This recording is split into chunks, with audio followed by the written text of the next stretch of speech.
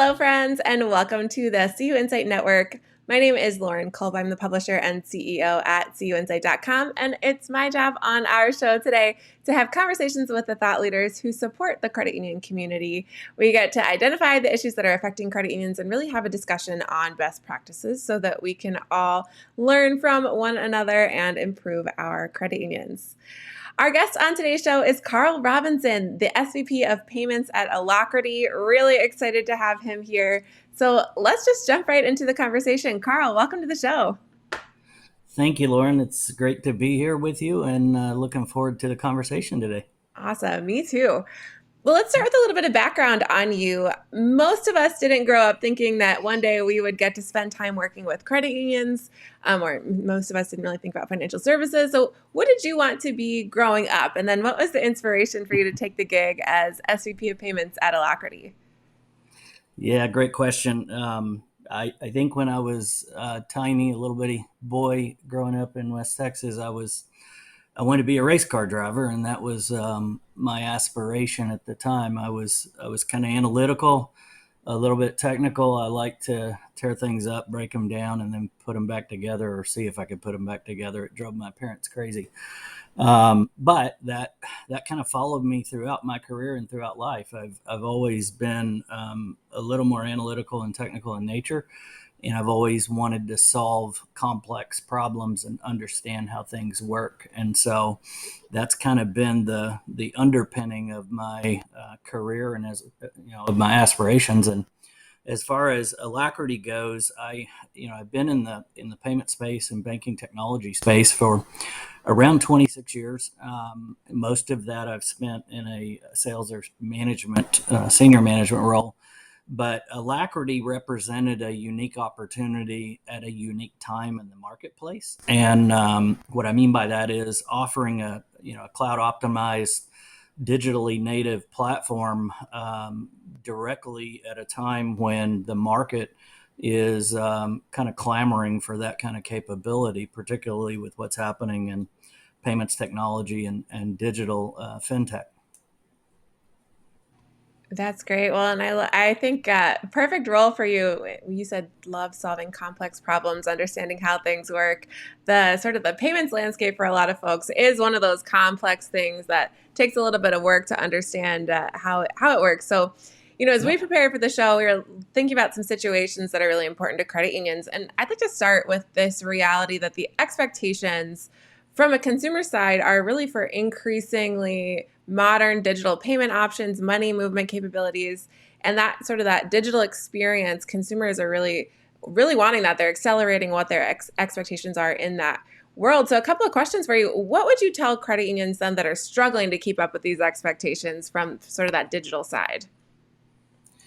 Yeah, great question. A couple of things, and I've worked in the digital front and digital space across the world. I've had the opportunity to work in APAC and Europe and North and South America. In light of that, as you can imagine, there are different paces at which those clients and FIs are embarking on their digital journey. One of the things that I've picked up through watching and analyzing those different deployments is it's important to understand your digital strategy, understand how you look at your client base and your members, and understand how your members want to be want to have that experience, how they want to be paid. And if you start there and start at the high level and then work down into the use cases, it tends to show the fruits of labor rapidly, and it tends to have a really nice a nice rollout, a nice experience versus versus some of the bumps that I've seen from some of the other FIs that have embarked on the journey from the other way around, starting with a use case and then building out towards their journey. I would not recommend that at all. Yeah, and it's so interesting too as we think about from the credit union side. We're also seeing these new generations of digital natives who have really evolving expectations around payments. What they wanted 5 years ago is probably not what they want today. Is not what they're going to want 5 years from now. So, can you elaborate when we talk about digital natives? Can you elaborate on who these people are, what they're looking for, and maybe some advice for credit unions on really meeting the needs of these digital natives? I can. I have two of them that live underneath my roof. I have a 20-year-old and a 13-year-old and a 10-year-old, and the 20 and 13-year-old are definitely in that digitally native camp. Additionally, in the business world, we're seeing millennials, Gen Z, who are looking for instant gratification. They are 100% mobile, so they don't necessarily look at desktops like some of the older generations do. They're looking for intuitive, seamless, instant, and modern user experiences. And we just worked with the American Banker on a project, and they found in their analysis that the speed of money movement really matters to the majority of consumers, including the credit union members. As a matter of fact, 8 out of 10 said that they required an excellent payment experience, and that contributed to the positive relationship that they had with their credit union. So I think and with the financial institution. So I think that's really where the rubber's meeting the road. And at Alacrity, one of the things that we're really pushing credit unions to look at is, instead of taking a product view of their market and of how to design and go to market with applications and platforms, we're saying take a member view and look at your members and say, how do they want to be paid, and then design and deploy the solution accordingly. It's really interesting as we see credit unions responding to the needs of these digital natives and just consumers in general as their expectations are changing. We've talked a lot on this show about the ways that consumers today really equate digital experience with member service, and if they have a good experience, they consider that good member service. And for credit unions who have really prided themselves on their member service, this is something we can't avoid to overlook. On the flip side, we're seeing digital wallet providers, challenger banks, and fintechs really recognizing this gap and entering the market at what we would call maybe an alarming rate. And so their business models really enable them to quickly deliver some of that innovation that consumers are expecting and receiving across some of their digital interactions. Is this a threat to credit unions, these digital wallet providers, challenger banks, fintechs, and how should credit unions really respond to that? Yeah, great question. And it's at the heart of, Lauren, it's at the heart of kind of this intersection and why I joined Alacrity. As I mentioned in the opening, this digital and disintermediation that's taking place from some of the wallet providers and even some of the fintechs and digital banks is definitely a threat. And what I mean by that is, we had an intern that joined our company over the summer, and it was interesting because whenever HR went to set up their payroll, they say, well, give us your routing and transit number and we'll send it to your credit union or FI. And instead of giving us a credit union or an FI, a bank, they gave us a wallet provider, and they gave us the routing and transit for the deposit to that wallet. And so that, if you think about that, the deposit is now, the payroll deposit is now, and all deposits are going to that wallet. And then the transactions or commerce is happening out of that wallet as well. So they're open and okay with paying the fees, typically 1.5% or basis points, and it creates an interesting paradigm, because not only are they disintermediating the credit unions and the FIs, they're now paying additional fees to do that, just because it's convenient and it's intuitive and it's quite frankly on their phone and instant. So that's what we're seeing in the marketplace. And a statistic on that, 21% reported that they've abandoned a financial transaction or account opening because it took too long. And you don't want your members going through that. You don't want to have a situation where somebody abandons a situation where they're trying to do business with you. and they don't come back. Typically, that generation is once and done from what we've seen.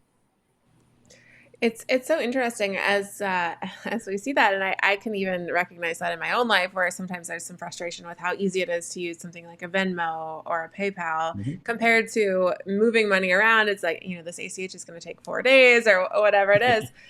Are there any other limitations that credit unions really have when they're facing the reality of these consumer expectations around payments? And beyond the limitations that they have, how can credit unions modernize? Yeah, there are. I mean, I think the biggest, candidly, the biggest challenge, and I'm sure some would debate this depending on what area they have oversight on, but there's multiple challenges depending on the credit union. Some are operational, some are technical, some are simply just mindset. We've always done it this way, therefore, let's continue and see what happens. And I would say, and I've been fortunate, I've been in the banking and technology and credit union space for long enough to see us evolve from, if you think back, from punch cards, and that's kind of dating me a bit, but punch cards to DOS to Windows on the internet to pure internet to cloud. And if you go through that evolution, a lot of that is a mindset of having the fortitude and the desire to want to change. And change is hard. It's very hard a lot of times. Mentally, it's very hard, and sometimes budget and technically it's hard. But I would say that credit unions have an advantage right now, whether they realize it or not, with cloud computing and microservices where they are. The astigmatism of legacy and tech debt has kind of held out and supersedes the mindset of a lot of FIs and a lot of credit unions. And what I mean by that is, in the past when they'd embark on a hub project or a core change, that was legacy to legacy, and legacy change is very difficult because it's monolithic. It's a big undertaking. It's very costly and it's very expensive, and it's very time consuming. And from a resource perspective, it's challenging. So there's an astigmatism around that causes people to say, I'm not sure I'm up for that right now. But if you look at cloud native frameworks like Alacrity's and a microservice deployment, it's actually can be done pretty quickly and pretty non-invasive. I'll give you an example. Our real-time payments deployments today are going up in about 10 weeks on a receive-only capability, and that's just because we can carve out that functionality. We can deploy only what it is that they need to deploy, not the whole monolithic platform, and then we can integrate it rapidly using the API. So it can be done. It can be done cost effectively, and it can be done without sacrificing months and years of resources, time, and effort. That's incredible. And I think you made such a great point on the mindset. And a lot of it for credit unions, for all of us, starts with mindset and with really, instead of approaching a problem with, well, here's why we can't do that, or here's why we've always done that, kind of looking at it Yep. like how can we get to this point, or how do we do this? And I think we saw a lot over the pandemic, a lot has shifted too in terms of even things like remote work, where we never could have done that That's right. before. And how can we do that now? So a really good Yep. time for credit unions. I'm curious, as we're talking about this sort of payments technology, how can focusing on some of the payments infrastructure, really help credit unions position themselves to thrive in the coming years? Are there platforms you see credit unions using where they're able to outpace and outperform their peers? Yeah, it's what I would call a leapfrog moment. It's an opportunity to kind of level the playing field by utilizing the technology that's at your disposal. And what I mean by that is, real time services are a selling point, instant gratification is a selling point, and it all evolves into that member experience, which is near and dear to the heart of every credit union out there, at least all of them that I've spoken to. And by leveraging that cloud native framework, you have the ability to deploy a solution really fast and deploy it cost effectively without a whole lot of overhead. And there are cases, like particularly in a lot of the digital experiences and digital banking in particular, where you may deploy something fast and it may not be successful. But because you can do it cost effectively and you can do it without a whole lot of invasive overhead, the risk model has completely changed. And I'm not saying that ripping out a legacy platform that doesn't have risk. What I'm saying is, leverage that technology to mitigate the risk and to create that experience that your members looking for, and try it, see what happens, do it in a friends and family or a MVP one test, see how it works out, and go from there. And what we're seeing in the marketplace, those that have the desire and the open-minded perspective of competing at that level and creating and trying those new things, they tend to leapfrog their competitors and they tend to jump ahead in the marketplace. And they do it again without the huge lift and without the invasive approach. It just takes, as in all things, it takes a little bit of forethought and a little bit of guidance from those that are out there in the marketplace that can help you out. And they're out there. There's a lot of people that want to see the market advance and want to see the credit unions succeed. Alacrity is one of those. We're in the credit unions camp.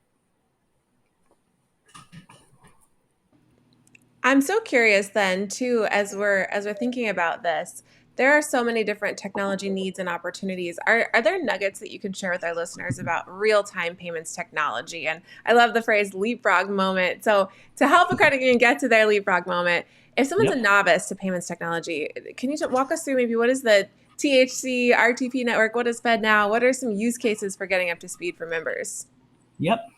Great question. And a lot of times when you're embarking on a new journey, the hardest part is figuring out those first couple of steps. Just like writing a term paper or whatever. Getting the first couple of sentences down is the painful part. The same thing with this. The education factor and being able to find those nuggets, as you called them, or hidden gems, is important and critical, and being able to do it in a way that that it's neutral and that they're actually advising and consulting openly, and understanding your situation first is important. A couple of them that are out there that I've relied on heavily is the U.S. Faster Payments Council.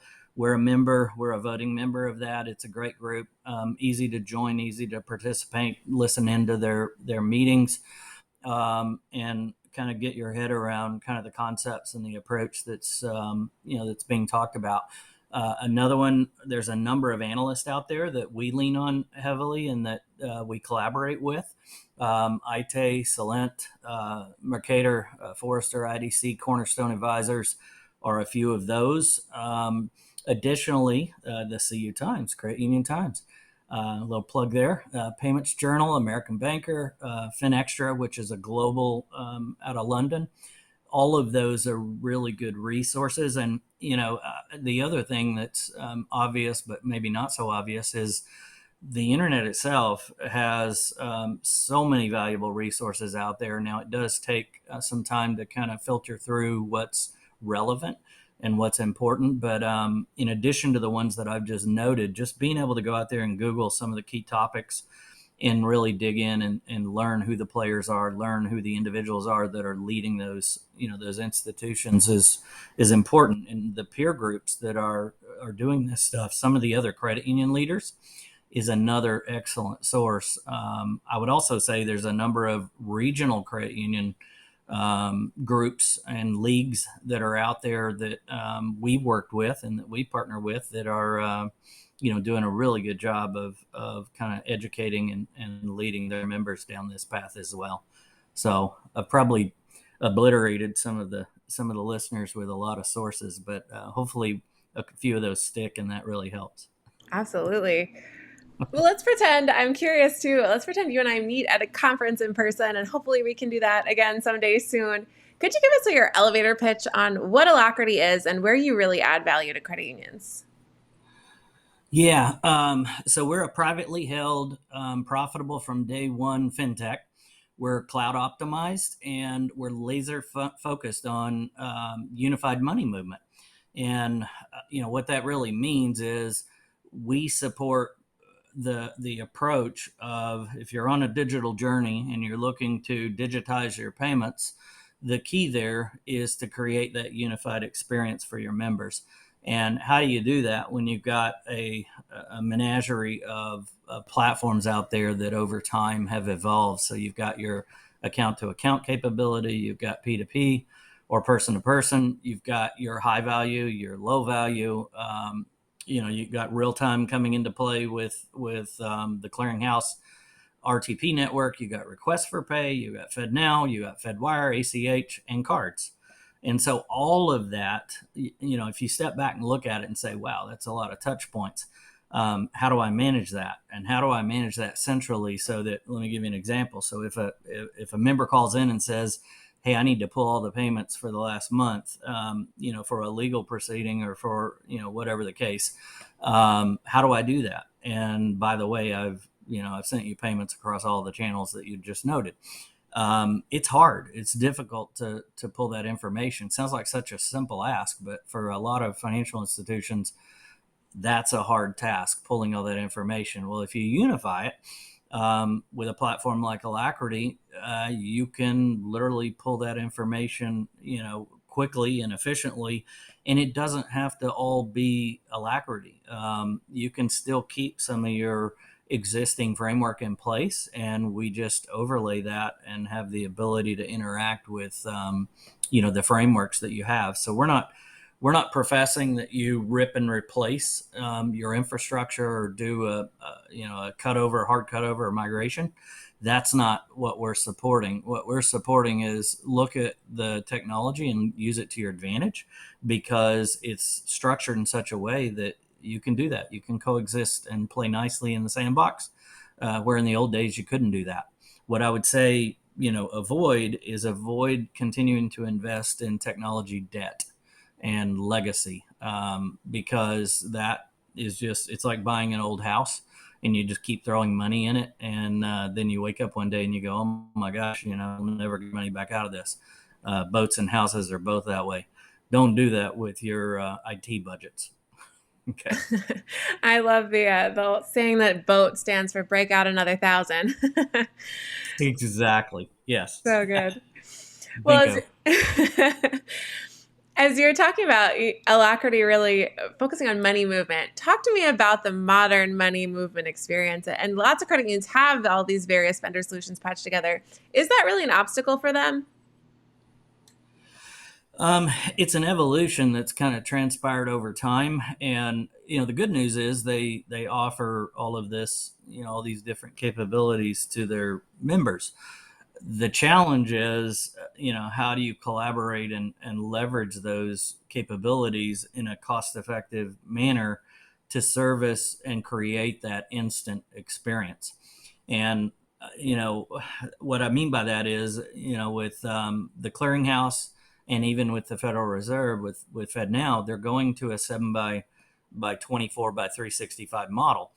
And one of the challenges that we see for a lot of our the institutions are, how do I support that operationally, and how do I migrate, in an elegant manner, in a cost-effective manner, my current 5-day operating model to a 7 by 24 by 365. How do I do that? And technology is your friend. You can leverage technology to help you with that, with AI, with automation, with chat. There's a number of ways that you can deploy solutions that allow you to evolve into that 7 by 24 by 365 operating model without adding unmanaged risk and unmanaged security, and you can still maintain that wonderful experience that these millennials and Gen Zs are looking for. Absolutely. Well, as we wrap up this first part of the show, I'd like to ask you a couple of questions about the future. These are questions we're always really excited to ask. We know Alacrity is a really innovative company. Yep. Break out the crystal ball for us. We've seen so many disruptions in financial services over the past years. There's no doubt there's a lot more to come. So what trends are you seeing overall, and especially as we look to the future? Where's Alacrity's focus when it comes to innovating to meet these challenges?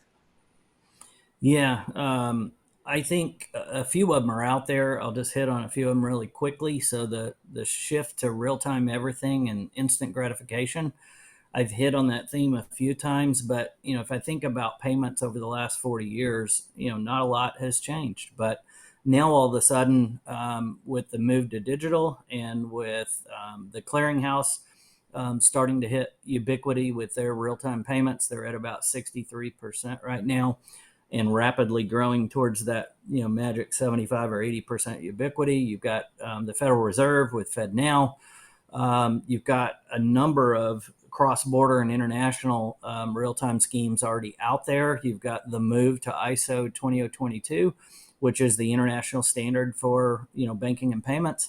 All of that's culminating at the same time that we're hopefully, knock on wood, coming out of COVID a little bit, or at least getting to a managed state.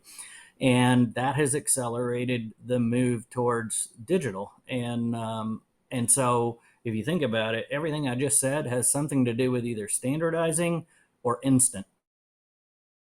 Those two words seem to transform the whole conversation. And then you've got a a demographic like we talked about earlier with millennials and Gen X and the like, and even my kids, that they want it now. They want everything instantly on their mobile device. So all of these stars have aligned, and all of these things are culminating at the same time. And there's also, I would say, in credit unions, a shift to cloud.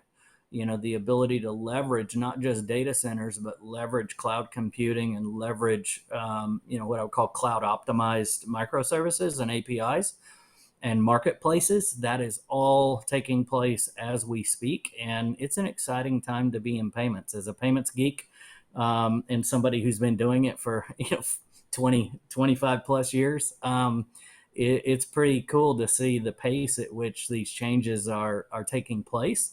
And the exciting part is seeing the services and products that that the members have access to that quite frankly 3 to 5 years ago weren't even on the radar. So exciting times. It'll be so interesting, 10 years from now to look back and see what we were talking about today and in 2021. And as we kind of continue forward, it'll be really interesting to see if our crystal ball predictions were right. But I think there's no doubt, to your point, that this is the direction that we're seeing things go. So really important for credit unions to really innovate there. As we wrap up the show, we always like to have some fun with rapid fire questions to let our listeners get to know you better. And so we say the questions are rapid. Your answers don't have to be, though. So we'll dive right in here. What's a recent purchase that you didn't know you needed, but that has become something that you can't live without?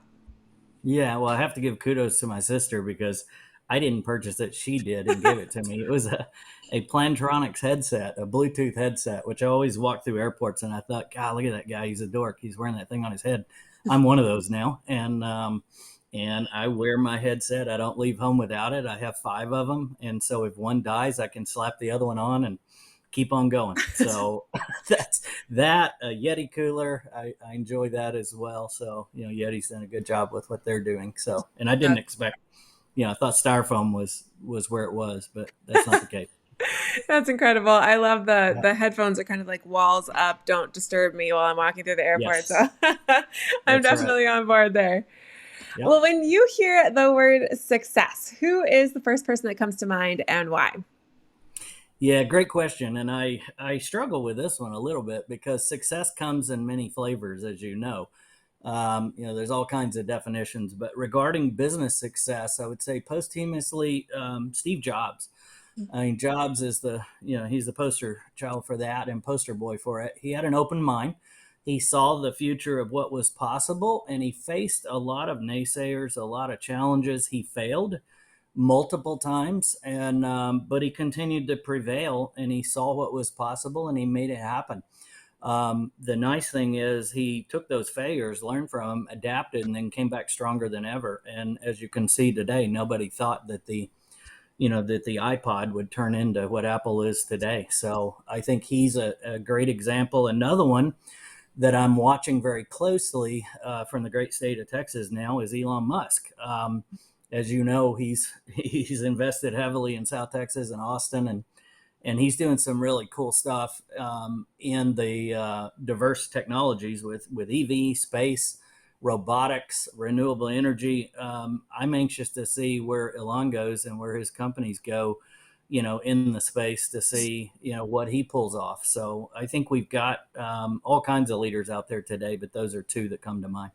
Incredible. Well, random Yeah. question for you. What are you listening to on Spotify right now? Yeah, that's a good one. Nico Moon is one. John Party is an old school. Sturgill Simpson is another one, and then of course, being from Texas, George Strait. I gotta Of have course. gotta have my George Strait. That's my old go-to. I love it. Yep. Any books that you have gifted or think that everyone should Yep. read? Yeah, there's a few. I'm a huge reader. I profess that everyone should read, 30 to 45 minutes a day if you can. I think it keeps your brain sharp. It keeps your mind current. And in the world of technology, I think it's table stakes. And a couple of them that are out there. One that I'm looking at or listening to today, I do a lot of listening and reading, is 21 Lessons for the 21st Century. That's one that I'm about halfway through, and I would recommend that one so far based on what I've seen. If you're in sales, I love the Challenger sale. I love the Challenger customer. I think with buyers having access to the data that they do today to make decisions, I think both of those books are great to kind of reframe where we are in the buying cycle today. Another old school one that I love is the Art of War by Sun Tzu, and the Art of War in Business, particularly. I love that one, as well as the Investors or Innovators Dilemma. That's another one that I picked up. So there's a few. So many good ones. Well, I'm going to have a whole library over here by the time I go pick up all those books. Yeah. I love it. Yep. That's why I Well, love Audible. not, Audible is such a great product, or great idea. I've loved those for the airplane too. That's what you can listen to on those headphones. Bingo. Exactly. All right, let's say the calendar's empty. What do you do to unwind outside of work? Well, there's a few things, but I think first and foremost, I have three children. They're 20, 13, and 10, boy, boy, girl. And I really enjoy investing time and energy into them, watching them develop and having fun. My 20-year-old he's an equestrian, and he's ridden horses since he was 2, and he competes in Special Olympics. So we keep our calendar full with that weekly. I ride dirt bikes with my 13-year-old son, and he's into football, so I go to his games and support him. And then for my daughter, we have daughter outings, at least once a month, if not more. And we go to dinner, we go, to the bookstore, we go to the movies, whatever, just to spend quality time. So I'm also a car guy. Love Jaguars, love old vehicles. My first car was an International Scout, and I bought a new one not too long ago. And so I've been spending a little bit of time trying to get it back on the road. Awesome. Well, it sounds like Yep. calendar's pretty full. Maybe it's not empty too often. It's not empty hardly ever. I don't have a I love challenge it. trying to find things to do. Yep. Well, we'll link to everything that we talked about today in the show notes. And so my last question for you, Carl, is do you have any final thoughts or any final asks you'd like to share with our listeners today? I think the world of credit unions and the world of payments and digital transformation is evolving at an amazing pace. I would say don't be afraid of it. Don't be intimidated. And by all means, don't sit back and watch. There's an opportunity with Moore's law and technology, cloud computing and all that coming into play. It is a fabulous opportunity to capitalize on, the marketplace and the stars aligning, like I talked about, the generational transformation that's taking place. It's a great opportunity to be on the forefront and the tip of the spear of that, and do it in a way that you can afford to do it. The risk model has come down quite a bit. Just because of all the things that I talked about throughout the podcast. And in light of that, it's a great time to be innovative, try some new things, and take your credit union to new heights. I love it. Don't sit back and watch. I love that. Yeah, It's it's the worst thing you could do. Absolutely. I know it feels like it's less risky to make no changes, to take no action, but in the long term, we know it is a lot riskier. That's right. Exactly. Well, thank you again, Carl, for being on the show. It has been really incredible getting to chat with you and learn more about Alacrity, learn more about what credit unions need to be really focusing on here. So stay well. We will link again to everything that you talked about and to some contact information here so all of our listeners can get in touch with you and chat more about payments, about Alacrity. Thanks to everyone who is listening today for tuning into the CUInsight Network, and we will see you next time.